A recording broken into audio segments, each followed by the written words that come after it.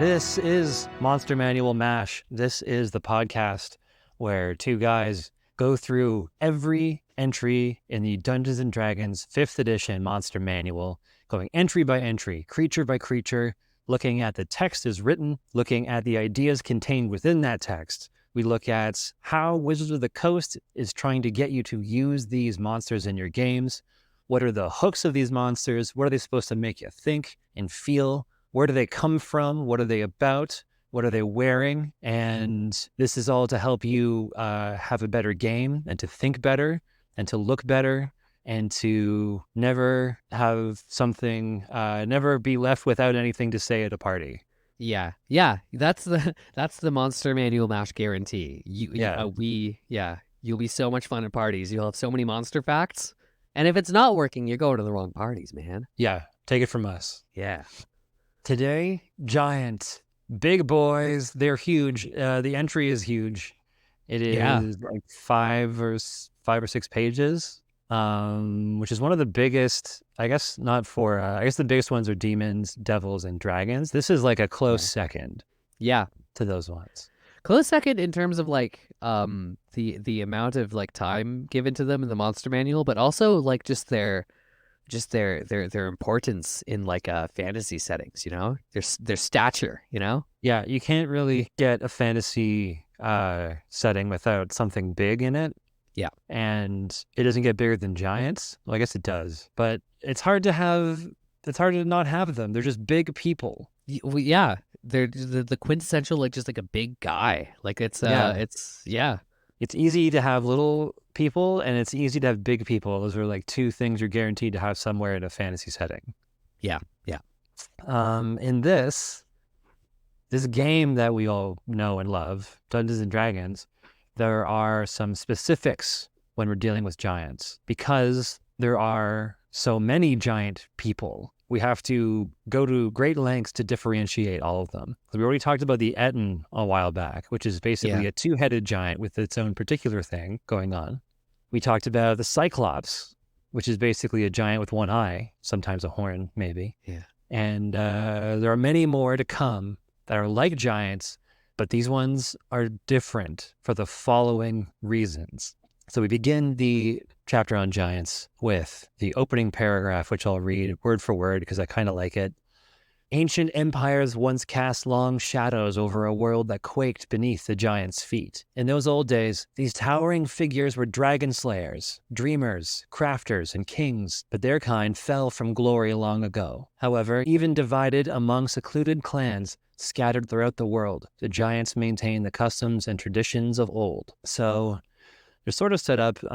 I remember talking about it a bit in the Cyclops episode, how they were sort of evidence of primeval creation. Like it's sort of like a first go at making a creature, which is why a Cyclops is sort of unfinished and also too large to really function. It's like a piece of a mountain started walking around or something. Yeah. And it's the same with these. So these are sort of like the Titans to the Olympian gods. These are like forces of nature, but they're still anthropomorphized. They're still kind of people-ish.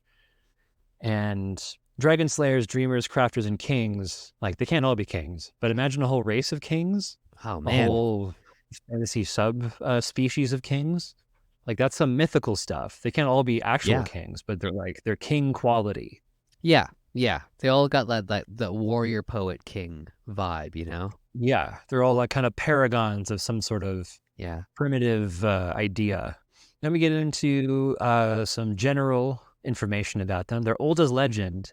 So in remote regions of the world, there are plinths, monoliths, statues of great giant empires that are now buried in desolate obscurity. These empires once sprawled across all the lands, but now the giants are in isolated tribes and clans. They're almost as old as dragons. Giants and dragons fought bitter generational wars that nearly destroyed both sides. The original grudges are forgotten, and to this day, they seldom meet without a fight. Just a little bit of backstory, I guess you could use to weaponize in an open sandbox type of situation.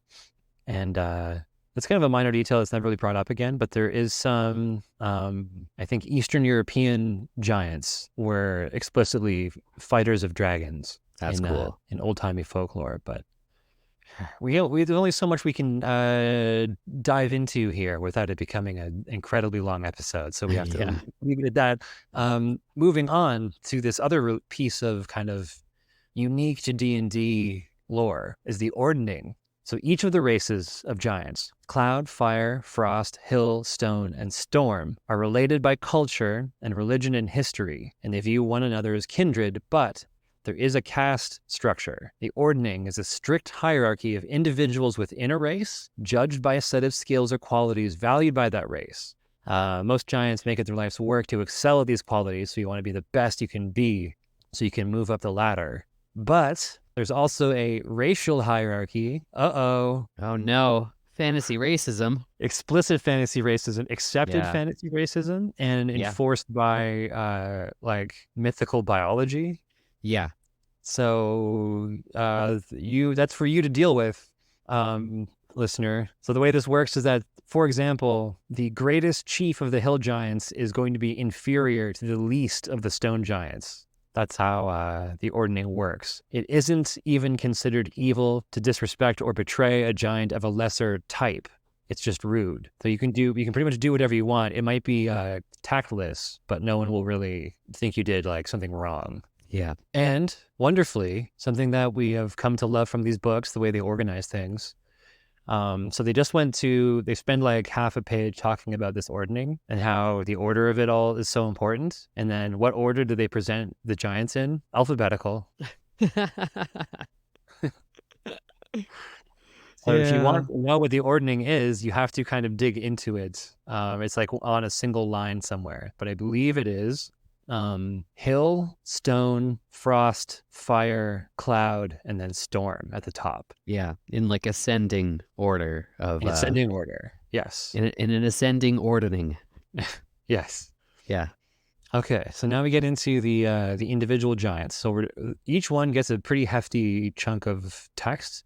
So I'm going to try to like float along over it and dig into a couple interesting things mentioned in the details, but I want to keep it moving. Otherwise we could keep going, which I guess isn't a problem. I never know what to do. Do we want more detail? Do we want less? We are being anal about going through the entire book, so why not spend an entire episode on a single type? But I don't think we could spend months on the giants personally. Yeah, I think that's true. And there is enough crossover, as distinct as they are, that there's like some general giant stuff we can get into. Yeah. So first we got the cloud giants. They live extravagant lives high above the world. They don't really care about other races except for amusement. They are muscular. They have silver or blue hair. They live in family bands all over the world. They turn to mist. They have airy domains in castles, tall mountain peaks, or on actual solid cloud. Which is classic giant stuff. Yeah, that's Jack and the Beanstalk type of thing. They're powerful spellcasters, and they are affluent princes. So this is the first subheading here. So these are second in rank only to the storm giants.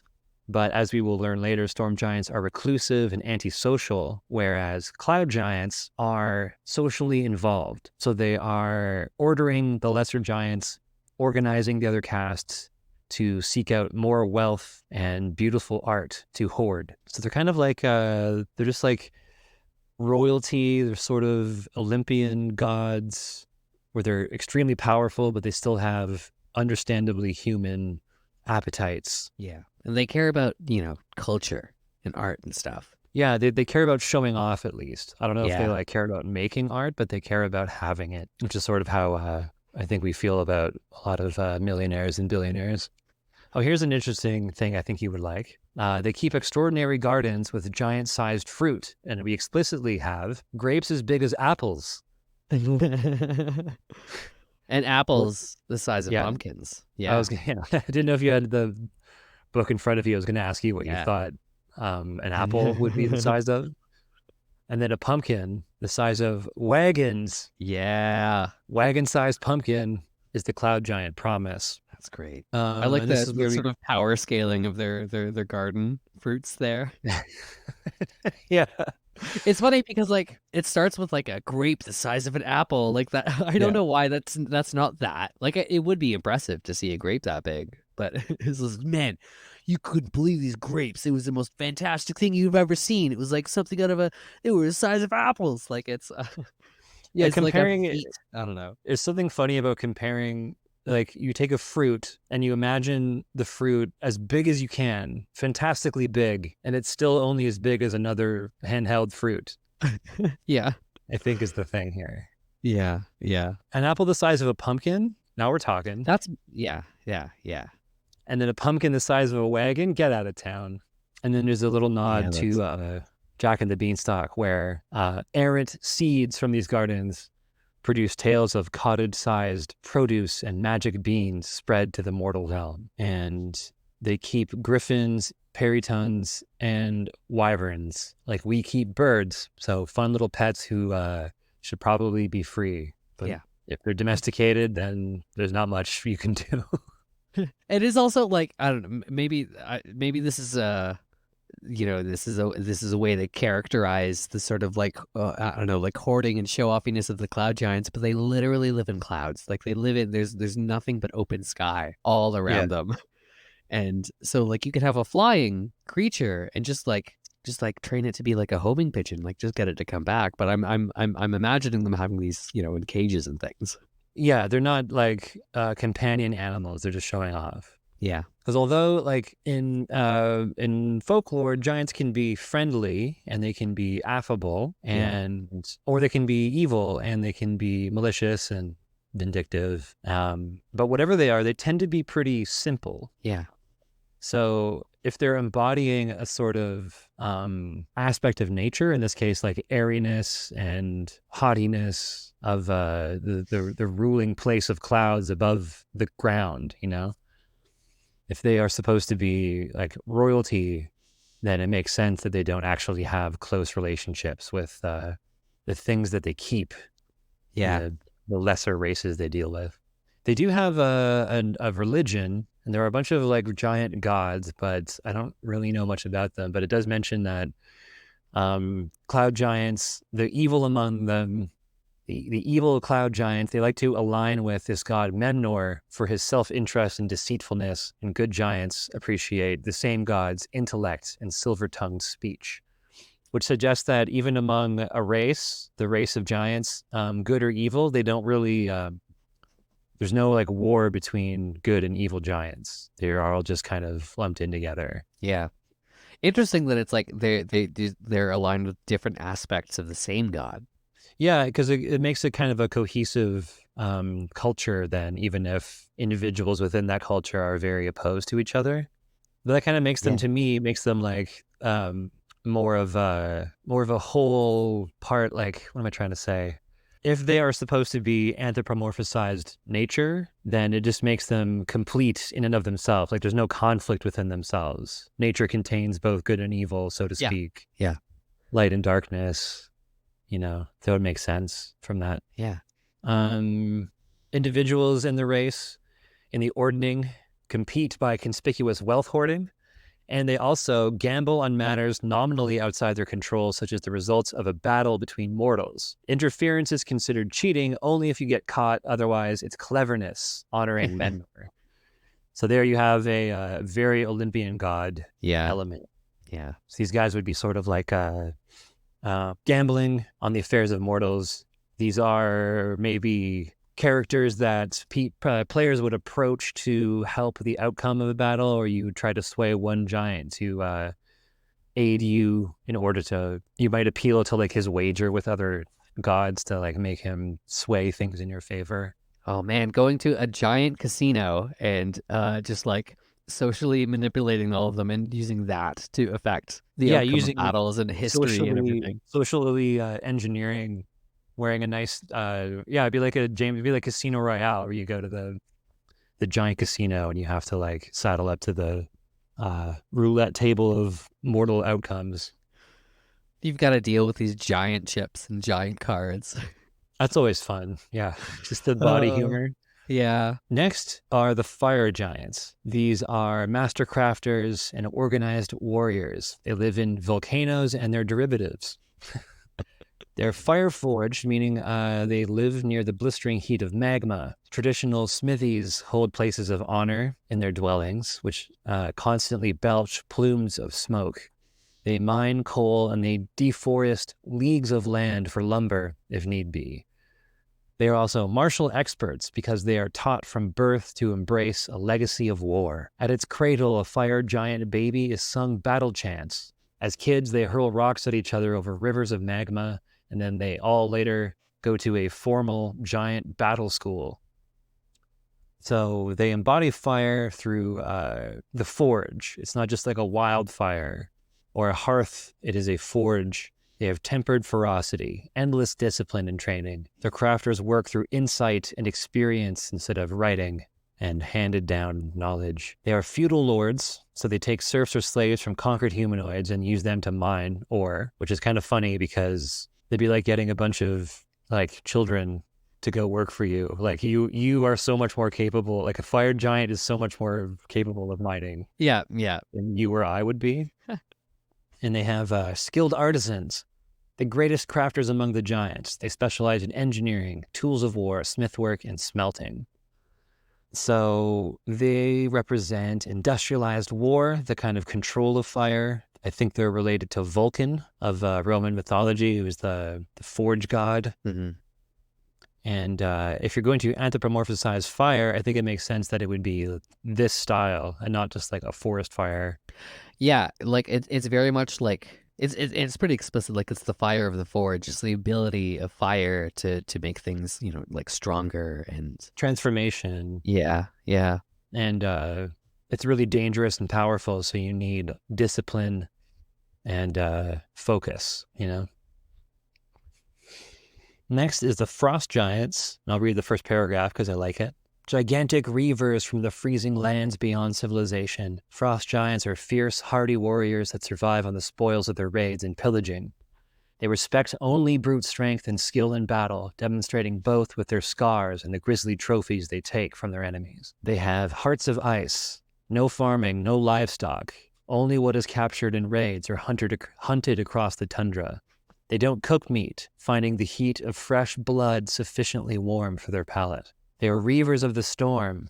Amidst a frenzied blizzard, the war horn of the frost giants blare. They prize gems and jewelry more than currency. They are barbarians. They respect brute strength, superior musculature, and impressive scars. Mark your place in the ordning. They make war, not goods. Carving and leatherwork are the only non-combat skills that they appreciate. Bone and ivory are made into jewelry or weapons or tools. They reuse arms and armor of their smaller foes. So they are kind of like the harshness of cold weather, just hardened killer that breaks you down to your primitive desires and impulses. There's a line somewhere about how if frost giants attack or try to raid a larger town, if they have a bank or a moneylender or merchants, they will be like untouched because they don't care about that kind of thing, because they don't understand or appreciate the value. Right. So that's where you go, is the bank vault. I mean, that'd be kind of funny. So you'd have like a bunch of like northern villages who all try to make their houses look like banks, where everyone wears a little suit and has a little like teller box at the front of their house, bags with dollar signs everywhere. Yeah, Scrooge and they're also McDuck ponds of coins. Yeah, definitely. And there's also like a very strong sort of like your stereotypical like Norseman Viking vibe with frost giants. Yeah, it's that dialed up to 11, where it's like that's the only thing they do. Like Vikings go home eventually. It was like a job that Norse people, some of them had, which is going raiding sometimes. But this is just like the sort of idea of like, no, they were all like this. Like that's frost giants. Yeah, this is just the consuming harshness of the tundra. And then we have hill giants, who are selfish, dim-witted brutes who hunt and raid in constant search of food. They blunder through hills and forests, devouring what they can, bullying smaller creatures into feeding them. Their laziness and dullness would long ago have spelled their end if not for their formidable size and strength. They're primitive. They make mud and wall huts. They make mud wall huts. The sweat of their bodies adds to the reek of crude animal skins that they wear. Humanoids and animals are easy prey to be hunted with impunity. They equate size with power, literally. They don't know that they're in an ordning. They That's just my know that favorite part. Yeah. Yeah. Yeah, it makes sense. They just know other giants are bigger and therefore more powerful and to be obeyed. They're voracious eaters because if they don't have anything else to occupy them, they eat as often as possible. They hunt alone or with a direwolf companion, so as not to have to share with other tribe members. A hill giant, unlike other common predators feared by farmers, will butcher and eat a whole herd of cattle or an entire field of fruits and vegetables. So that makes them a very good, like levels 1 through 5 type of scenario. Yeah. They're stupid and deadly. They're able to digest almost anything, and they have survived for eons living like animals in the hills. They've never needed to adapt because their minds and manners are so simple. They're kind of like the alligators of fantasy races. Yeah. It's not broken, you know? Yeah. They haven't changed in millennia. This is my favorite paragraph here. With no culture of their own, they ape the traditions of creatures they manage to observe before eating. They'll climb trees to try and live like elves only to crash down with them, or destroy the houses of humanoid towns trying to enter them as the homeowner would. They have no concept of deception and can be fooled by, for example, getting a bunch of people together to stand on each other's shoulders and wear dirty rags and shake around to scare a hill giant into thinking there's a bigger hill giant around. Oh, that's incredible. So there you have some like classic suggestions for what to do. Prescribed encounter. Yeah. It's kind of fun. It's kind of mean, maybe. But every time that I've run a scenario like this in the game, players love tricking dumb monsters. Sometimes I think they feel conflicted a little bit, but at the ultimately, it's just kind of fun. And I don't know what that says about human nature. Yeah, I mean, like part of it is like usually the dumb monster that you were tricking was gonna try to kill you and eat you, right? Right. Like so it's kind of like in a way it's sort of punching up, but like it doesn't always feel like it, but it kind of is, you know? It's sad at the same time. It's a little sad, but I can see like but there is like a certain satisfaction of like outsmarting something that could have overpowered you. Yeah, well, we'll get into it. There's an interesting bit about Jack and the Beanstalk where originally Jack might not be so innocent. Oh, yeah. It really kind of changes the narrative when the giant isn't so evil. Yeah. But hill giants, one more thing, they're raging bullies. They're very emotional. They hate the possibility of being betrayed, insulted, or made to look foolish. They proclaim themselves kings of their territory, ruling by tyranny of violence. These are perfect low-level villains. They're great targets for schemes because they're low intelligence. Usually player-made schemes are pretty harebrained, but because the giants are so low intelligence, they can still work, which is, I think, a lot of that's the juice in the hill giant thing. Yeah. You can get a bunch of people to stand on top of each other's shoulders and shake around dirty rags, and that'll work. And when you pull off like a really dumb plan, it does feel good. Yeah. The hill giant kind of borders on the ogre territory, which if you haven't talked about yet, we won't for a while. But yeah, I think one of the big differences, ogres, I believe, are solitary. They're like scary brutes who lurk in darkness and caves, and they have like dwellings. Whereas hill giants participate in folkloric societies, so they're always like encountering other things. They eat villagers. They throw rocks at dragons. They get into business. Everyone in the region knows them. Yeah, they make themselves known because they think they're kings. They think that they are better than everyone. Whereas an ogre, I believe, just kind of like would rather stick to themselves. Yeah. Okay, 2 more. Stone giant.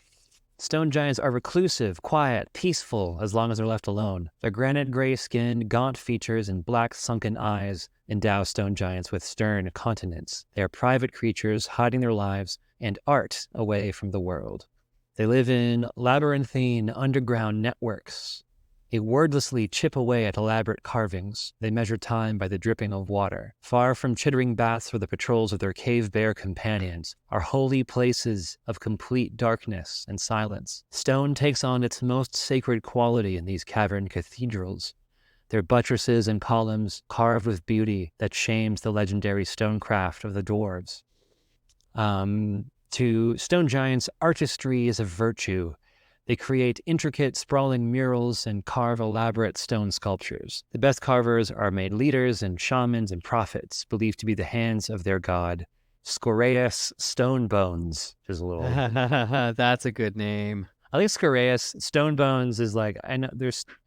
It's a hat in a hat. Stone giant, stone bones, stone everything. Scoreus, I like as a name though. It's good. I like a god with like a first and a last name. That is, yes, that's true. Yeah. Is it like when the god just like sounds like it's a guy, you know? Yeah. Howard Johnson.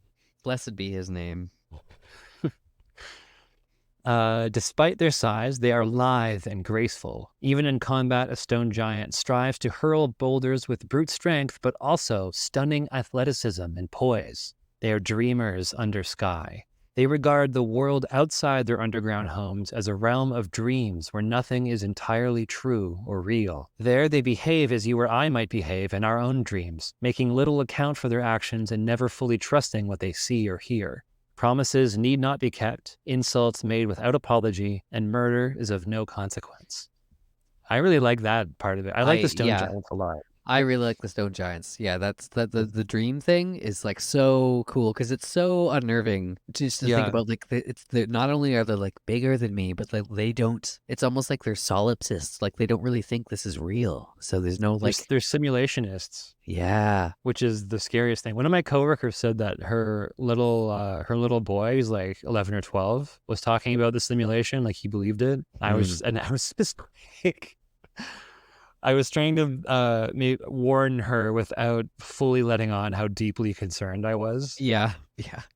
Without being like, that's a school shooting territory. Yeah, I've read Breakfast of Champions. I know what happens at the end of that book. What happens at the end of that book? Oh, well, there's a guy. It's been a while since I read it, but there's a guy who becomes convinced that he is in a solipsistic universe. So he's the only actual conscious being. Everyone else is like a projection, right?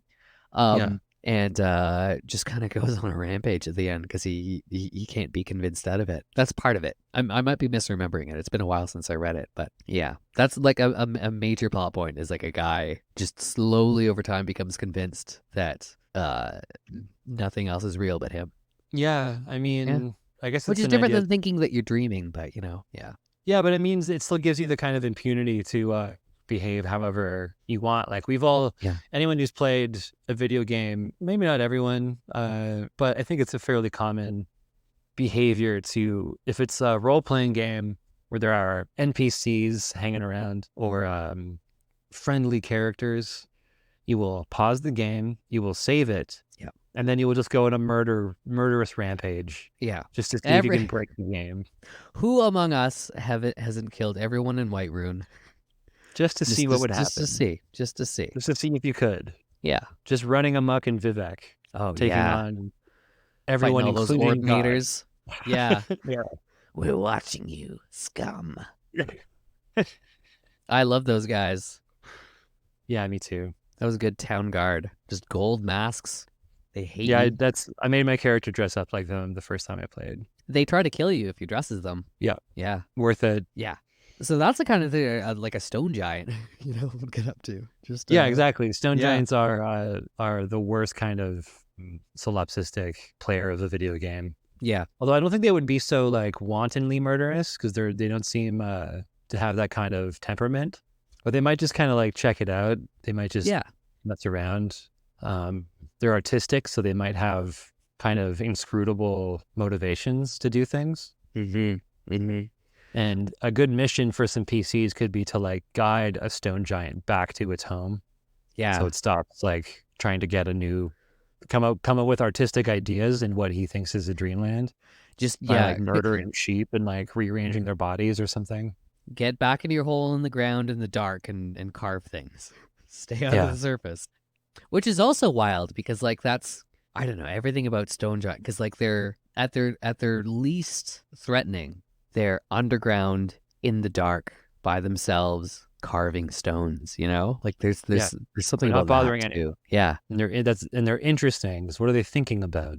They're like the long contemplations of mountains and deep rock. yeah. Because giants are. I mean, I can't remember if this has been explicitly mentioned, but I've always felt like giants. They're also like very long lived, typically, right? Like they're Hmm. so they would have a different perspective on time, Yeah, especially they the might. underground ones, because you wouldn't even know that days are passing if you're Yeah, you underground. wouldn't understand days. You just experience like one long, deep time period. One long dream. Yeah, and the environment suggested by the entry is cool too. Of there being vaults of complete silence and darkness, like maybe the like a reverse amphitheater where you can hear a pin drop, or like in Right. a room has been designed to completely absorb noise and noise and light. Yeah. I can imagine the stone giants being like really flexible and bendy as well. Yeah, because they're lithe, right? They're like, yeah, Yeah, and like if they live in underground tunnels, like they would have to contort themselves to get around. Like they're the strangest giants, they're just really weird. Yeah. in my imagination. And I wonder how intentional this is, but like with the chambers of like silence and darkness and with their like dreaming thing, like it really reminds me of sensory deprivation tanks. Yeah, for sure. Yeah. Like that, like with the absence of stimulus, that the mind just creates its own. Yeah, they're intronauts, which makes them especially susceptible to solipsism. Yeah. Finally, we have the storm giant. They are contemplative seers living in places far removed from mortal civilization. They have violet or purple-gray skinned. They are benevolent and wise until angered, when their fury will affect the fate of thousands. They are distant prophet kings. They live in isolated refuges above the world or below the sea, beyond the reach of most creatures. They live in cloud-top castles with speck-sized dragons flying below, or algae-covered palaces at the bottom of the sea. They are detached oracles. They recall the glory of ancient giant empires forged by the god Enam and wish to restore its former glory. They don't compete for status in the ordning, but live in contemplative seclusion, watching the depths and the stars for signs of Enam's favor. They read other omens to foretell the rise and fall of kings and empires, see the beginning of fortune and disaster, and learn the pattern of seemingly unrelated events. Though they are usually indifferent to the subjects of their predictions, they may choose to willingly divulge their foreknowledge to benevolent beings who visit them, so long as they are shown respect. They live solitary lives. They communicate infrequently with others, and then only to compare signs and omens or to engage in rare courtships. Parents stay together to raise children, then return to isolation. Some storm giants are worshipped as gods by some humanoid cultures, though it is the status the former largely ignores. So the storm giants are the closest to just pure elemental. They're just gods. They're not even Olympian Yeah. gods. They're just like one with creation itself. They don't care for mortal affairs or material concerns. Yeah, and it seems like they're what they're like looking for signs. They're contemplating things. They're sort of like they're sort of like because there's all the ideas when it opens with giants, it talks about the glorious empires of like the ancient times. And it sort of seems like storm giants are also like, yeah, they're remembering the past, but they're also they're sort of contemplating the deep future as well as history. Yeah. Yeah. Yeah, they're not hung up on restoring glory, although some of them are religiously. So maybe they are like slowly over time bending things to work out in their favor, but it's not in an egotistical way or an idle way like the cloud giants might. They're the planners and the long-term influencers. And so I just made a small comparison here to highlight the difference in the power of the giants. So the storm giant has on average 230 hit points. They're a challenge rating of 13, and they can do things. They have a great sword. They have a lightning bolt that they can throw. They can throw rocks. They can levitate at will. They can control weather and a bunch of other spells. And then at the bottom, you have hill giants who have 105 hit points, so less than half. They're a challenge rating 5, and they just have a club and a rock. You can always throw a rock, though. I think they can all throw rocks. They can all throw rocks. Yeah. Yeah. So that's the differences that we're looking at here. Yeah, those are the giants. What do you think about that? I think there's a lot of good stuff there. I like that. It's like with these different, with the kind of like the society and ecology of giants that they created. It like I think it really works with giants because like at least with having these different kinds all kind of coexisting in the same world, because I don't know, we'll probably get into it a bit later, but there's so many different sort of kinds of giants. You can kind of get like the sort of giant you want out of the ones we just talked about, you know?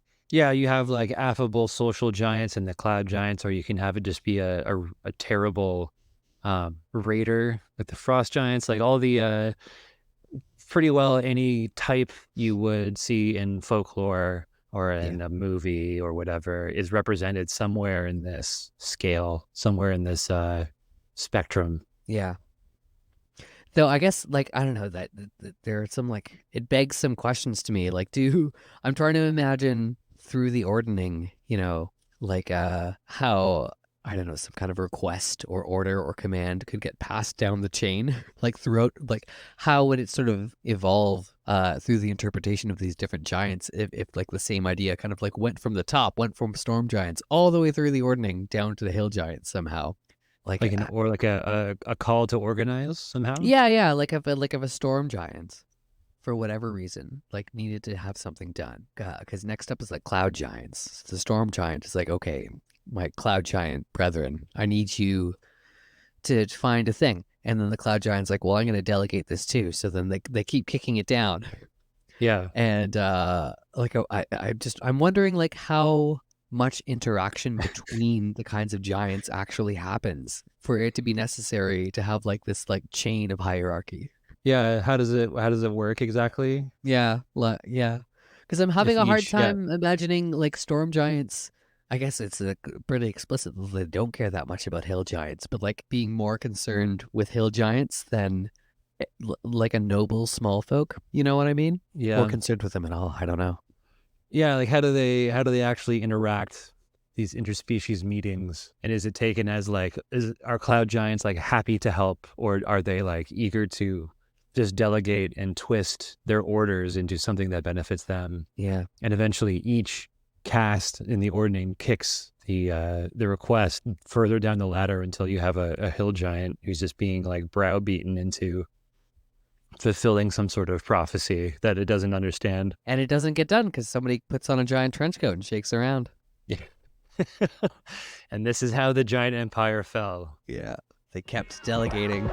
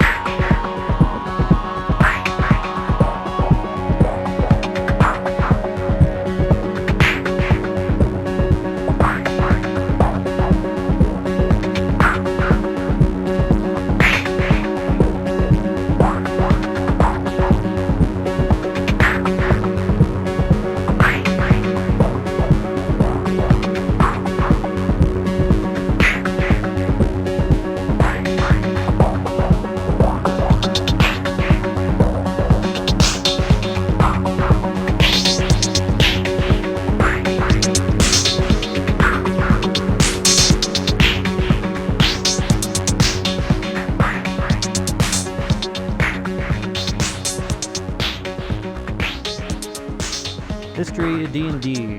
Interestingly, they're mostly unchanged since the original Monster Manual. The core ideas have just been kind of maintained and refined in some ways. The one thing I did find, well, I guess there's two things. The biggest difference is that originally, every giant explicitly, whenever they leave their lair, they have a giant sack with them, full of precious sentimental items and 1 to 6,000 gold coins. So there's your reason for assaulting a giant. That's a giant. Look, if I know one thing about giants is they always got their sack with 1 to 6,000 gold coins in there. And they're sentimental items. Which also, that plays with the whole idea of like them being dangerous but sympathetic. Like if you just assassinate a giant to get its 1 to 6,000 gold, and then you find a bunch of like a teddy bear and a little photo booth portrait with the giant and his like high school girlfriend and his like EpiPen, like he's like his inhaler. Yeah. Their loyalty card for the cafe. One of those pens with the 4 different colors, and you can click it down. Tamagachi. It's still alive too. Yeah, except the Tamagachi is the size of a person, and it's a real person trapped in like a little cave, in a little like a maze. Oh, you got to put food in through a little hole. The other thing that giants used to have are each kind of giant had explicitly a type of animal that would be found in its lair that they would use as guards. Oh, yeah? So cloud giants had spotted lions. Fire giants had hellhounds. Frost giants had winter wolves. Hill giants have dire wolves. And they kept stone those. Giants, that was the one thing. And then also stone giants have cave bears, which were mentioned also. Right, yes. And the whole original entry for the same number of subtypes of genres or subtypes of giants fits on less than 2 pages. Whoa. So the giant monster inflation. Yeah, lots of inflation. Etymology. The word giant comes from gigas, from ancient Greek or possibly Proto-Greek. That's where we get the same root as where we get gigantic and gargantuous. Oh, yeah. So giants are one of those things where there are just so many in folklore and myth. So I'm going to try to be kind of general and then maybe touch a couple specifics. Yeah. So giants are primarily studied as geomythologies, as coined by Dorothy Vitaliano, a geologist at Indiana University in 1968. The quote is, "Geomythology indicates every case in which the origin of myths and legends can be shown to contain references to geological phenomena and aspects, in a broad sense including astronomical ones, comets and eclipses. Primarily, there are 2 kinds of geologic folklore, that in which some geologic feature or the occurrence of some geologic phenomenon has inspired a folklore explanation, and that which is the garbled explanation of some actual geologic event, usually a natural catastrophe." And that's why giants, as we understand them, different from ogres and different from ettins and different from whatever else, giants are tied to landscape and elemental nature. Yeah. Hills are big, so hill giants are big. Volcanoes are big, mountains are big, tundra is big, storms are big, clouds are big. So if we sense nature to be inhabited and for there to be a human spirit, then it is a very large human, is the idea. Yeah.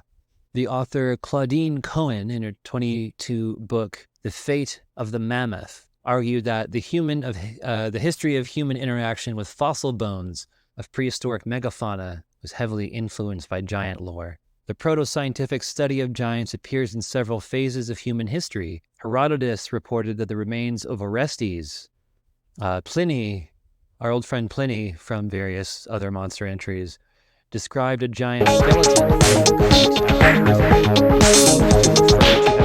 as the process by which giants become human skeletons over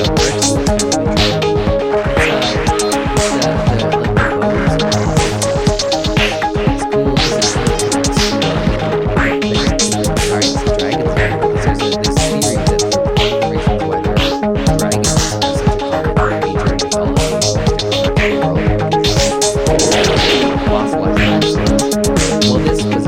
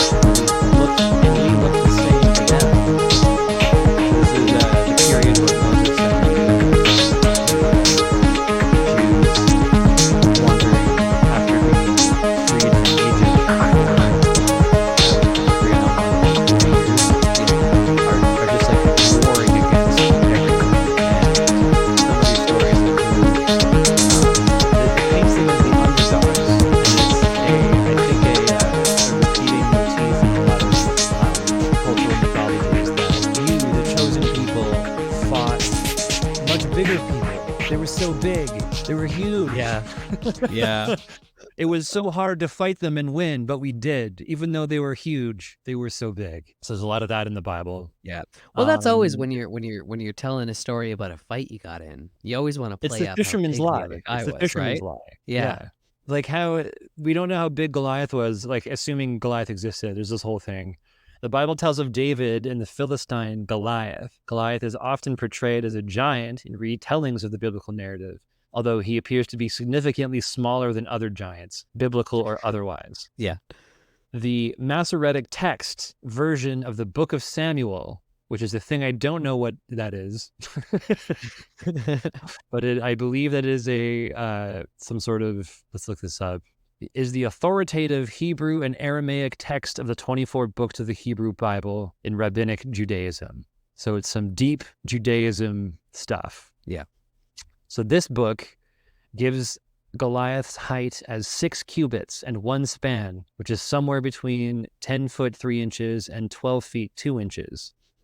While the 1st century Jewish historian Flavius Josephus and the Dead Sea Scrolls give Goliath's height as 4 cubits and 1 span, which is only 7 feet and 1 inch to 8 feet and 6 inches. So that's barely a giant. Yeah. That's not a giant. That's a big guy. There's 7 foot tall people. Yeah. 10 foot tall? Now that's like questionable. Yeah. Although back then, I think, right, like most people were like, it was pretty average to be 5 feet tall. Yeah. Yeah. Something like that. So 7 feet is still kind of remarkable, but I don't know. You have to do better than that. I always make this mistake in D&D games. I remember one time I had the PCs. They didn't have to fight these fire giants, but I put them there and then a fight did break out. But I didn't know my scale very well, or like how big like a story of a building is. Because to me, like a giant, when I think of a giant, it's like, it's kind of boring to say a giant is like 20 feet tall. Yeah. Yeah. Because I can think of 20 feet. So I think I described the giant using a ballista, like a giant-sized ballista, as being like 100 feet wide or something. Right. And then everyone started losing their minds or getting mad at me until I realized, until like I kind of worked it out and realized just how like insanely large 100 feet is. Yeah. Yeah. So it's difficult. You really have to know, like, you can't just be imaginative and also describe measurements in feet. Well, you have to like kind of actually know what you're talking about. Yeah, it's true. It's true. Especially like it's really hard to estimate because our brains are this is a true and weird thing. We're better at estimating like length horizontally than like vertically. We're Really? like humans. Oh, Yeah, that yeah. makes sense. Yeah. Because like evolutionarily, like what was more useful to like bipedal like at least completely or partially nomadic hunter gatherers. It was like knowing how far away something was if you had to chase it or go over and get it. But like you don't like really actually like how often We don't travel up or down very much. Yeah. We're also bad at looking up. Right. We're bad at looking up. So like it's this thing where you can look at a tree, and I think anybody who's climbed something can attest to this. You can look at something and be like, that doesn't look that tall. And you get up there. It's like, no, it's really tall. We underestimate how tall things are. Yes, exactly. Like I remember climbing up on the roof of my house when I was a kid, thinking that it looked so easy. And then you get up there and then your whole world kind of opens up. You're like, yeah. I definitely climbed a tree in my grandmother's backyard and then didn't know how to get down. Oh yeah, it's like it's a whole other world. I'm still up there in some ways. Yeah. Yeah. So and also, but with I don't know, like with these, just going back to like folklore about giants and stories and from religious texts about giants, but like at a certain point these were oral traditions, stories people told. And I wonder, like, how often, like, not even just that, like, things get exaggerated as the story gets told over and over again. Like, that's a phenomenon that we're all sort of aware of. But, like, I also think how often, like, because people will use hyperbole as a rhetorical device, right? Somebody's like, oh, this is the greatest thing. This is the best thing I've ever eaten, which is just another way of saying, like, I really liked it. Or it's like, oh, it was like, gigantic. Like, people will exaggerate. And in context, when you're listening to the person exaggerate, they're exaggerating to like hammer the point home. But like Hmm. after that could get lost, like literally lost in translation when like things are translated from one language to another, and you lose the context of that. Like it could have just been a 7 foot tall guy. That was Goliath, just a 7 foot tall Or a guy, 6 foot tall or guy. a 6 foot tall guy when everyone else is like maybe five Or it feet. could have had big shoes, Yeah, he could have had big shoes. It's big, a tall helmet, long face. yeah, because if you think about if you think about like ancient peoples, not that like if you're listening to this at home and you have no idea what I look like, this won't mean that much to you. But like most ancient peoples were probably built more like me. I'm not a big guy, right? But Right. just like through genetic variation, like even if most people are around my size, you'll get a shack every now and then. You know, Yeah, you just get that a you rolled the dice enough times. yeah. And especially the tendency for the game of telephone for the size of something to increase. If people are retelling a story and they heard it one way, they might feel the need to embellish it further, which Yeah, is how it gets bigger and bigger. that's how you get a Because you have to make yourself more special than the last person who told it. you got to tell it better, right? Yeah. That's how we got Paul Bunyan, right? Yeah. So Paul Bunyan actually had something about him here. He's actually the result of a official ad campaign. Oh wow, I So didn't he know was this. yeah, so in 1916, the advertising copywriter William B. Loghead wrote a pamphlet for the Red River Lumber Company using the Paul Bunyan folk character, who is known only to like as a subculture of woodsmen. He attributes the creation of several American landscapes, landmarks, and natural wonders to Paul Bunyan. So Paul Bunyan is the gigantic lumberjack and his blue ox who wandered around Yeah, North America and like built all of the wonders of nature with his axe out of it. Paul Bunyan and the ox is named Babe. Paul Bunyan and Babe are said to have created the 10,000 lakes of Minnesota by their footprints. And there are more details of their exploits, creations of body of water. Later authors, possibly tourist agents, would add other geographic features to ones that Paul supposedly created. He created the Grand Canyon by pulling his axe behind him and Mount Hood by putting stones on his own campfire. Later, authors invented tales of Paul Bunyan finding a female giant as a spouse. Her first name is not revealed in the story. She's referred to as Mrs. Paul. The tale also mentions her having a daughter named Tiny. There's also a tale called Paul Bunyan Finds a Wife, where Paul rescues a lovely red-haired giant lady who has been trapped underneath an avalanche. And the grateful maiden, fittingly named Sylvia, for the Latin word for forest, falls in love with the kind and chivalrous treetop tall bachelor and marries him the same day. The burial of the original material under the stories of the commercial writers made it unclear for a long time whether Paul Bunyan was ever a genuine folkloric character, but apparently it's been researched and established that this was true. But it's the only reason he's talked about why you and I knew who he was is because of the Red River forestry campaign. wild. Yeah. He's interesting for being like, as much as giants are symbols of nature or nature personified, they come out of nature. Whereas Paul Bunyan was like he was a giant, but he became a woodsman. He conquered and tamed nature. He shaped nature with his prowess, which is like the most American symbol you can get, where like going out there wearing a plaid shirt yeah. and like making lakes with your footprints and Yeah, some blue other weird collar stuff boot like snapper. something about like what is the stove skating thing? I don't know. There's Stove a lot of skating? yeah. What's that? I don't know. I found a chart. What are you talking about? It's on the Wikipedia article for Paul Bunyan.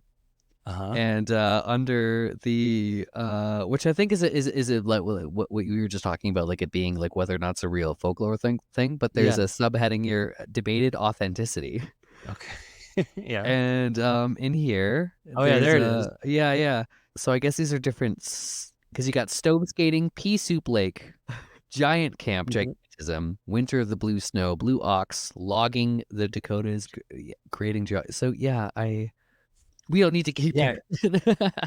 I just Very interesting. So they've researched and analyzed where different tales of Paul Bunyan came from and where they're included in whoever is writing about him. Yeah.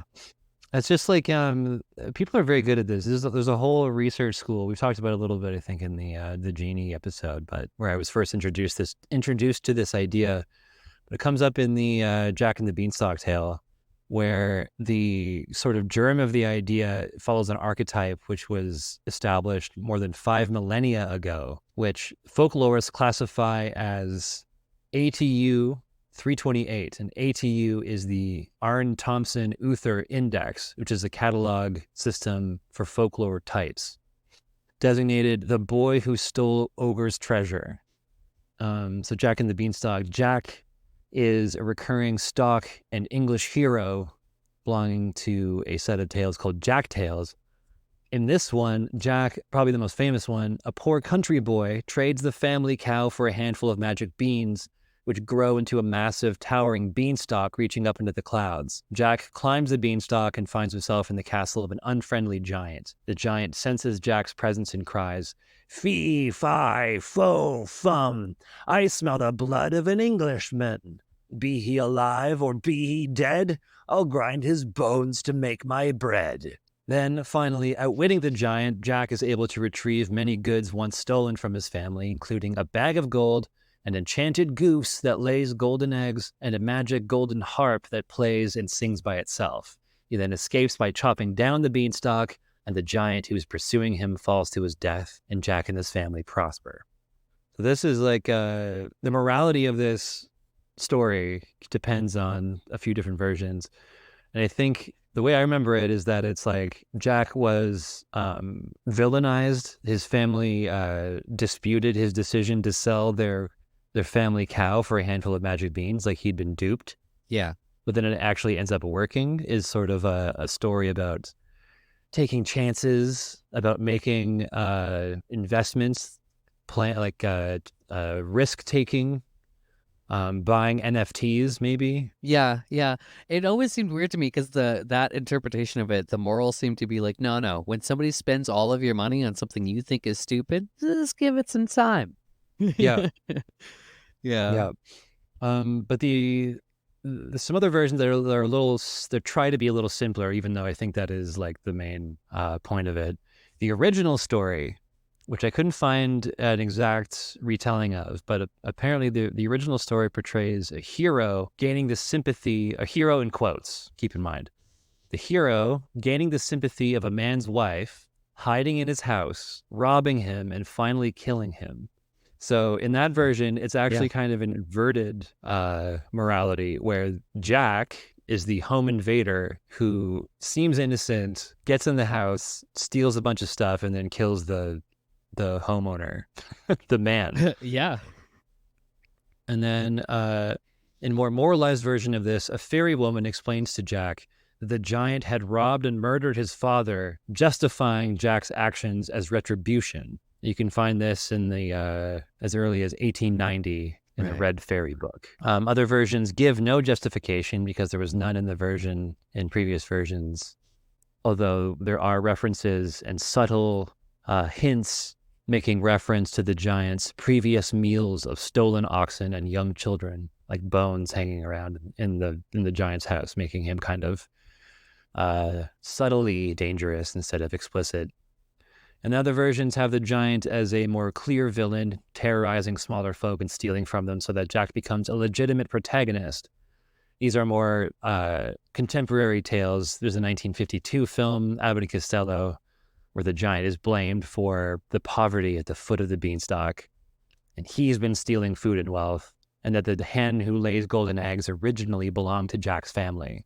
But I think it's interesting when you invert it because that's a very D&D style thing for like someone to enter a giant's house wrongly. Yeah. Without permission, without any reason to, and once again, the players are the villains. Yeah. And take all his stuff, kill him. Yeah. Leave, yeah. You've got also, I've got a couple examples, giants in a few different mythologies. In Ireland, according to legend, the columns of the Giant's Causeway are built by giants. The story goes that the Irish giant Finn McCool was challenged to a fight by the Scottish giant Ben Donner. Finn accepted the challenge and built the causeway across the North Channel so that the two could meet. In one version, Finn defeats Ben Donner. In another, Finn hides from Ben Donner when he realizes that his foe is much bigger than he is. Finn's wife disguises Finn as a baby and tucks him in a cradle. When Ben Donner sees the size of the so-called baby, he reckons that his father Finn must be a giant among giants, and he flees back to Scotland in fright, destroying the causeway behind him so that Finn wouldn't be able to chase him. And these columns are these basalt, like stacked, almost like tiles. They're hexagons, right? Yeah. Yeah. You're part of like a big, giant, ancient lava flow across the North Sea, or the North Channel, not the North Sea. Finn McCool is not always a giant, but is always a hero with supernatural abilities, but sometimes he's a giant. I mean, his name is Finn McCool, right?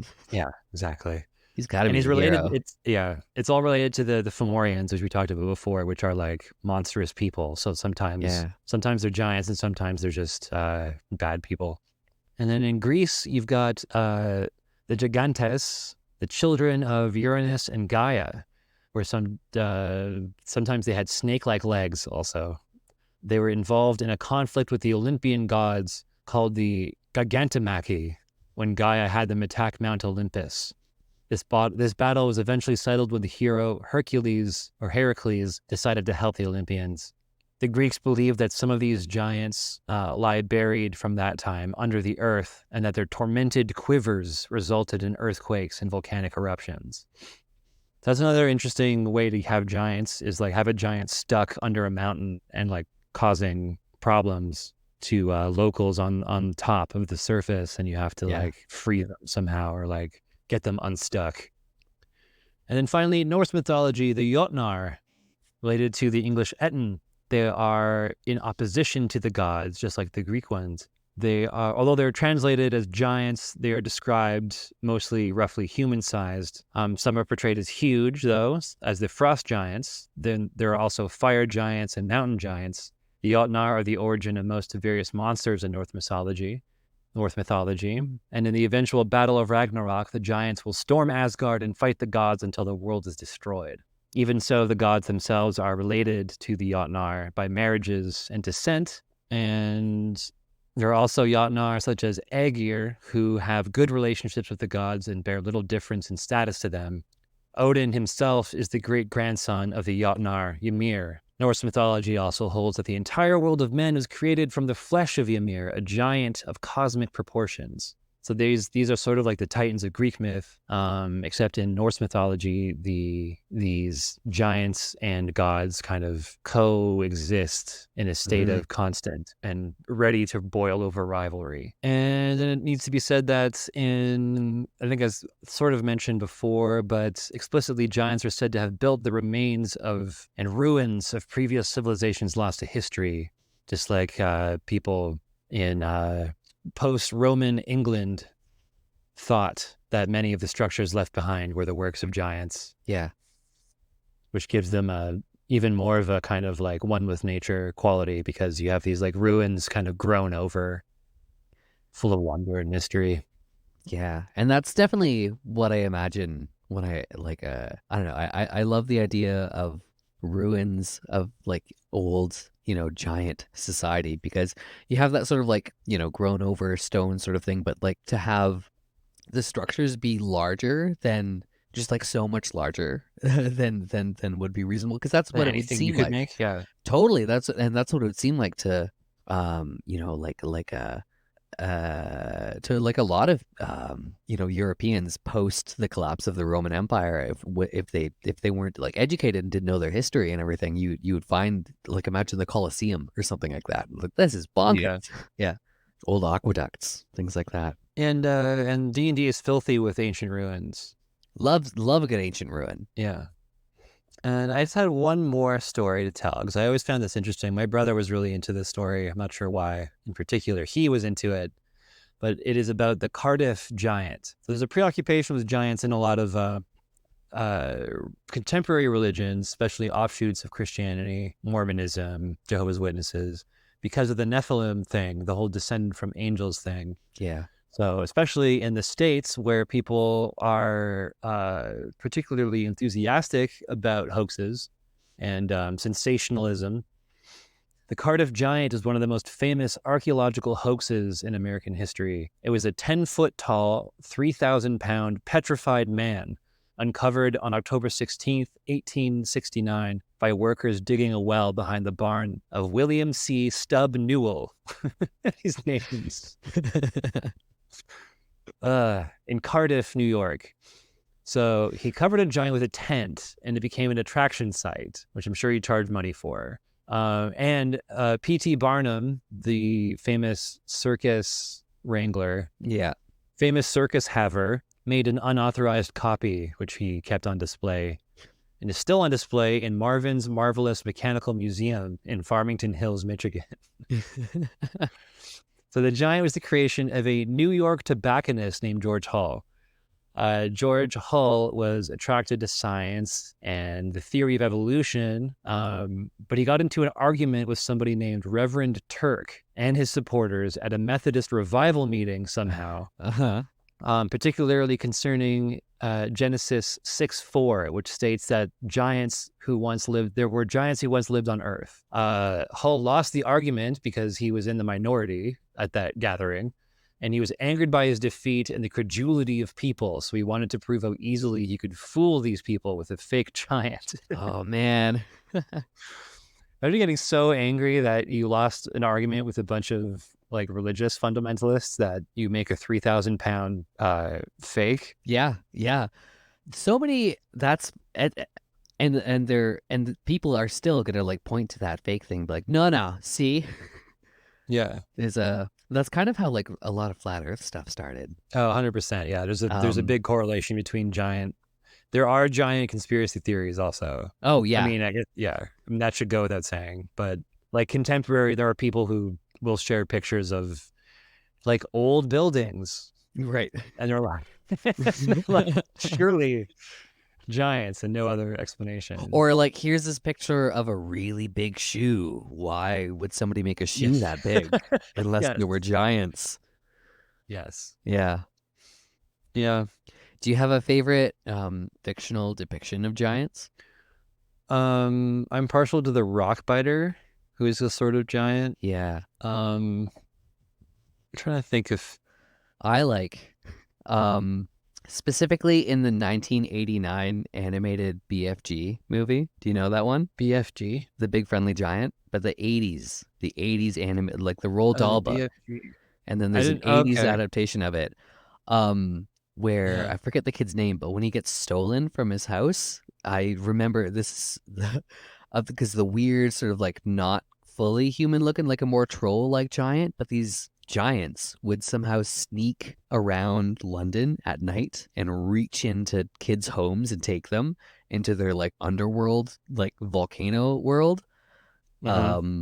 And it was way darker than it had any right to be. I always liked the creepy giants in the BFG. In that particular adage, the 1989 BFG. Okay. Yeah. I never read this book or seen this adaptation. That film it's much darker than it has any right to be. It's very strange. I haven't seen it since I was a kid, but I remember it being wild. If you look at images, you just see the friendly giant, the nice one that rescues the kid. But that might have been why I stayed away from it, because it sounded kind of boring. Like a friendly giant. Yeah, what am I going to do with the friendly giants? Yeah, keeps them from getting eaten by the not friendly giant, who is all the other giants. All the other ones want nothing more than to eat British children. Yeah, it's just funny because you wouldn't think that they don't look super healthy. No, and therefore not nutritious. But I don't know.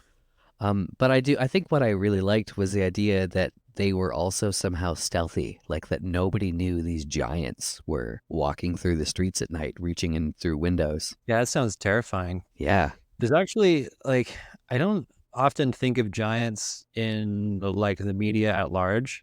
But now that I'm thinking about it, there's actually a role-playing game supplement, a module called Deep Carbon Observatory. And this is kind of like an indie systemless game made by Scrap Princess and Patrick Stewart, who are kind of figures in the OSR kind of beginnings in the days of Google Plus, which are, I am saying things that don't mean a lot to a lot of people, but it is a very cool module that takes place in this underground observatory that I believe it's like an observatory that looks down like into the earth. Cool. And there is a giant. So this is what I was thinking of when we were talking about the stone giant. I was actually ripping off this idea about there's a giant who lives in this observatory, but he's entirely flexible. He's like made of putty basically, but so he can reach around doors and hallways, which is an extremely terrifying image. Yeah. So that's what I like, I guess. Yeah. And then you got, I like a lot of, what were you going to say? Oh, I just like, I like that the through line between our favorite giants is that they're spooky and grabby. Yeah. Yeah. That's what you hate. That's what you hate about big people. They can just pick you up. I don't want a big hand to come in. I don't want a big me. hand picking me up. Yeah. One of the scariest things that ever happened to me was I was a full grown man. This happened maybe like 6 years ago. We were at the Spill, which is a bar here or used to be a bar here in Peterborough, where Wes and I live. Yeah. Sorry, I just doxed us. But it's a bar here, or it used to be, and still in my heart exists. But there's a band playing, and they got off stage, and they were getting their shit together, and it was a big party atmosphere, lots of chaos, and they were leaving. They decided to leave, and one of them, who was like 7 feet tall, I want to say, maybe not that tall, maybe he was like 6'5" or something, but like way bigger than me. I found out after, thought I was one of his bandmates from behind. And in the spirit of rowdiness, as they were leaving, he thought I was his friend who was like not leaving, was being stubborn. So he picked me up from behind and like carried, and like in like a lock. So he had my arms, like I was totally taken from behind by surprise by a person much larger than me in like a sleeper hole or something. Like he had my arms pinned up behind like I couldn't move at all. And he just lifted me and like carried me outside. And I couldn't see who he was. I didn't know what was happening. And I remember my wife, Emily, was working the bar, and she and I like locked eyes. She just like watched me get carried away, and she didn't have anything to say about it. I think she just thought I think she thought it was like I was part of it, like I was having fun, like in on it somehow. Yeah. But I was totally horrified. Yeah. So that was my encounter with the real life giant. Yeah. He put me down. Nothing came of it. He just put me down, and he looked at me and he was like, "Oh." Like he didn't apologize. I didn't ask for an apology. It was a very kind of tense moment. Yeah. And then he went back inside and got his friend, and I just kind of did he just pick his friend up in a lock as well and just carry him out the same way? I think he took a much more civilized approach after that. And I hope he learned his lesson, because man, that wasn't fun. Yeah. This is why I wish I had like, I don't know. I'm jealous of small animals with cool defense mechanisms. Like I'd like to have spines, or like be able to shoot blood out of my eyes or something like that. Make it stink real bad suddenly. Yeah. Just give me some lizard powers. Yeah. Or I could make my legs break off so I could escape or something. Yeah. No, yeah. I'm an average person. Like I'm not small, but I'm not that big. I'm right in the middle. So like on average, it's a nice place to be, but it also means that I'm at a disadvantage with certain people at either end of the scale in a fight. Anyways, that's monsters for you. Yeah, that's monsters. And next time, I'm very excited about the gibbering mouther. Oh yeah, that's one of my favorites that I've used for years and years. To look forward to that. Also, I wanted to mention, I didn't have any corrections from the ghouls episode. Did you have any corrections? No, I didn't have anything. That was a perfect episode. Great. Okay. That's good. Okay. You got anything to plug? Nothing now, but I got some irons in the fire. So Oh, that's cool. Yeah. I asked that without knowing if you did or not. Yeah. But yeah, that's good. So look forward to that and take us away. All right, monsters, get out of here. Monster Manual MASH is Christopher Lawson and Wes Grist. Edited by me, Chris Lawson. Find me on Twitter at Chris M. Lawson. Music by Wes, aka Elias. You can find more of his music on bandcamp.com/Elias. That's numeral 0 LIAS. It's not a hacker thing, it's just what was available. Thanks to Sarah B. Milner for our logo. Thanks to everyone listening, and to everyone talking monsters on the Monster Manual MASH Facebook group. Monsters to you.